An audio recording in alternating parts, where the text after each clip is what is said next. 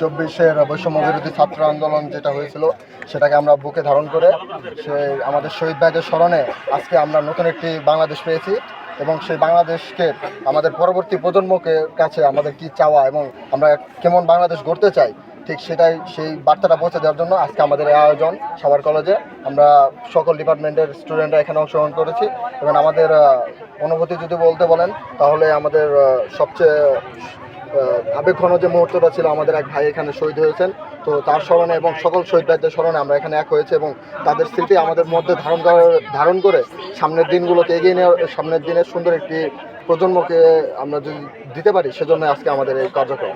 24-এর চেতনাকে মনে ধারণ করে হচ্ছে এই আর্টটা করতেছি। এই আর্টটা দেখার পর যেন আমার জুনিয়র বা আমার ভার্সিটি সিনিয়র যেন ভালো কিছু নিতে পারে এই আর্টটা থেকে, এটাই হচ্ছে আমার প্রত্যাশা। আমরা আজকে আসলে যে কার্যক্রম গ্রহণ করছি এটা আসলে বৈষম্যমূলক, ঠিক আছে, যেই আন্দোলন হয়েছে তারপরে যে ফলাফল, ঠিক আছে, এই সার্বিকভাবে চিন্তা করে আমরা আজকে একটা আর্ট কার্য গ্রহণ করছি, ঠিক আছে। তো এইখানে হচ্ছে গিয়ে যে সাভার সরকারি কলেজে যখন ছাত্রছাত্রী আছে সকল ডিপার্টমেন্ট নির্বিশেষে অংশগ্রহণ করছে। আমরা পুরো সাভার সরকারি কলেজের যত দেওয়াল আছে সব জায়গায় আমরা আমাদের এই প্রতিবাদমূলক বাক্যগুলো ছড়াই দিব।